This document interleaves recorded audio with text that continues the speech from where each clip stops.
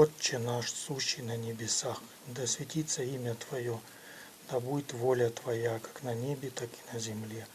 Хлеб наш насущный дашь нам на сей день, и прости нам долги наши, как и мы прощаем должникам нашим. И не веди нас во искушение, но избавь нас от лукавого, ибо Твое есть царство, и сила, и слава во веки веков. Аминь.